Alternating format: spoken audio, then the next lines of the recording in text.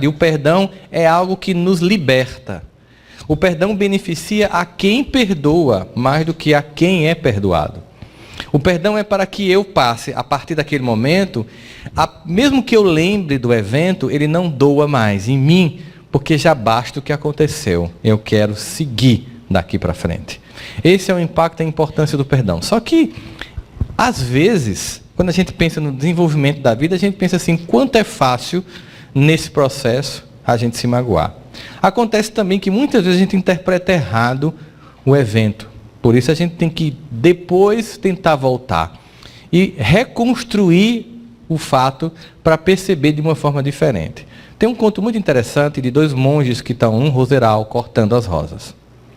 Estão podando o roseral e de repente um se fere no espinho. Aí ele diz assim para a rosa, eu te perdoo. E continua lá. Na sequência, o monge que está do lado, também cortando essas rosas, é cortado pelo espinho. E aí o monge diz, nada a perdoar. Aí quando termina, os dois vão conversar com o mestre que está atrás e perguntam, mestre, quem estava certo? Eu que perdoei ou ele que disse nada a perdoar? Ele disse, ele que disse nada a perdoar. Porque a rosa não lhe cortou. Você que se cortou na rosa. Ela é neutra. Por isso que ele não tinha nada a perdoar, porque foi sua imprudência que roçou sua mão na rosa. A culpa não foi da rosa, a culpa foi sua. Observa que Jesus diz assim, se você for aí e o seu irmão tiver com raiva de você, não é se você tiver com raiva do seu irmão, não. É se o seu irmão tiver com raiva de você, vá lá resolver. Porque muitas vezes a gente nem sabe, mas quando a gente retoma a cena, muitas vezes a gente que provocou o início do conflito. Uma frase maldita, né? Uma ironia. Porque para as coisas desandarem na vida, tem que ter muita disciplina. Vocês sabiam? Você tem que ser muito disciplinado para dar errado. Muito, por exemplo, se você não quer, muita gente fala assim, pô, eu queria tanto ganhar muito, eu digo, mas você tem que ter disciplina para ganhar muito, tem que ter disciplina para ganhar pouco. Mas como assim Por exemplo, para você ganhar pouco, você tem que ter disciplina. Você tem que todo dia assistir a novela no mesmo horário. Você tem que acompanhar cada personagem que você gosta nas 30 séries que você vê durante uma semana. Você tem que estar atualizado com os últimos vídeos mais cômicos da internet. Você tem que passar horas a fios no Instagram, no WhatsApp, no Snapchat e no WhatsApp. Isso tem que ter disciplina. Não é não? Aí as pessoas chegam assim, estou magoada com meu esposo, não perdoa, o casamento vai acabar. E o que foi que aconteceu? De repente desandou o casamento. Não, tem que ter disciplina para desandar o casamento. Você tem que todo dia fazer uma ironia fina, um comentário desagradável. Você tem que esperar as pessoas chegarem para falar do outro na frente Já foram para evento na casa de um casal, eles começam a brigar usando você como recado. Porque tem gente, sabe, Rossandro, que não entende como as coisas são. Aí o cara fala, e tem pessoas, Rossandro, que você fica lá, poxa, gente, pelo amor de Deus, deixa eu ir embora. Tem como, fiquem aí que eu vou me embora. Tem que ter disciplina para você dormir indiferente no WhatsApp enquanto o outro aqui olha para você pedindo, olha para mim. Você tem que fazer um monte de coisa repetidamente para dar errado. E nunca é um só. Sempre são dois, mas é muito mais fácil pensar assim, eu sou o correto e o outro é o errado. Porque nós somos criados no mundo maniqueísta, que a gente infantilmente divide o mundo entre o bem e o mal, e claro, o bem sou eu, o mal é o outro. Nossa infância é maniqueísta. He-Man contra esqueleto. Os Thundercats contra Mun-Ra. Pipiu contra Frajola. Só recentemente é que os heróis começaram a ter personalidades humanas.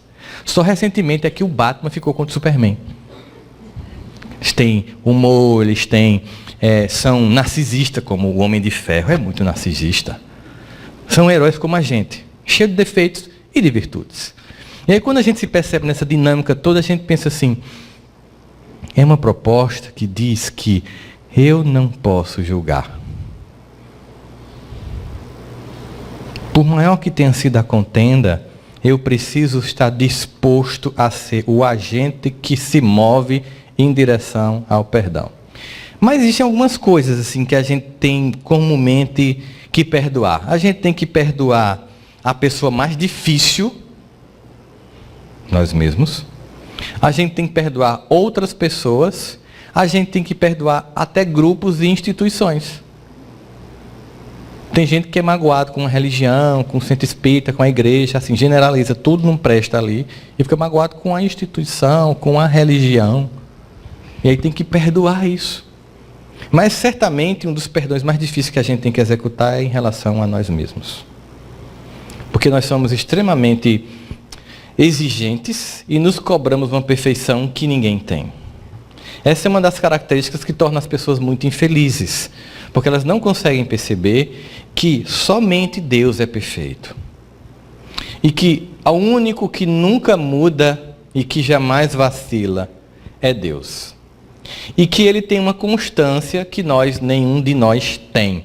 Por isso que em vários momentos você vai perceber dos profetas inteiros até o próprio Cristo, ao se referir ao Pai, característica de constância no comportamento que nós não temos. Por exemplo, Deus é fiel.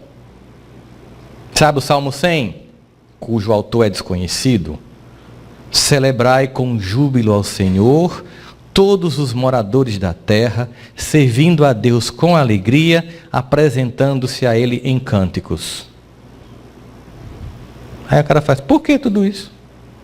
E ele conclui, porque Deus é bom.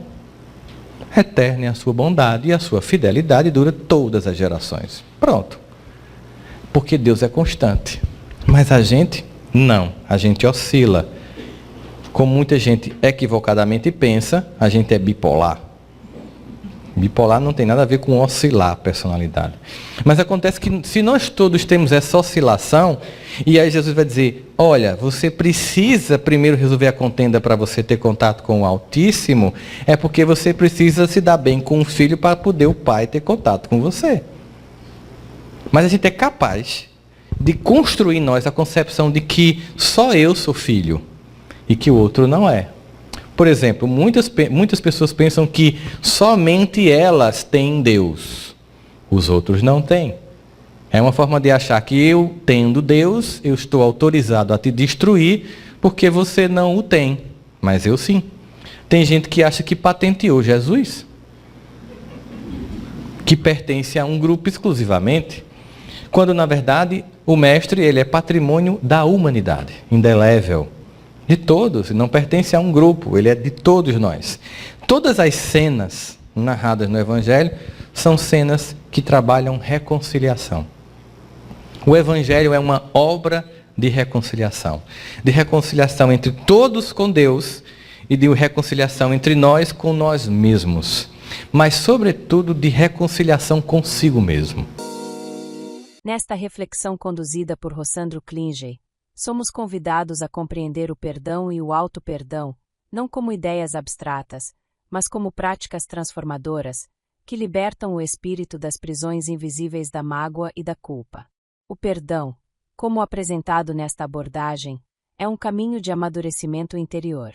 Ele exige coragem para romper com narrativas antigas de vitimização e humildade para reconhecer que, por trás de cada ofensa, há um ser humano em processo de aprendizado. Mais que um gesto para o outro, é um presente que damos a nós mesmos, a possibilidade de seguir adiante sem carregar o peso de dores antigas. O auto-perdão não se confunde com a indiferença aos próprios erros. Ele nasce do olhar honesto sobre a própria trajetória, da admissão das falhas e da disposição para transformá-las em aprendizado. Esse movimento interno não depende de indulgência cega, mas de compromisso com a reparação e com a mudança real de conduta. Ao perdoar-se, o indivíduo recupera a confiança em si e reabre as portas para o amor e para a esperança. Gratidão por estar conosco.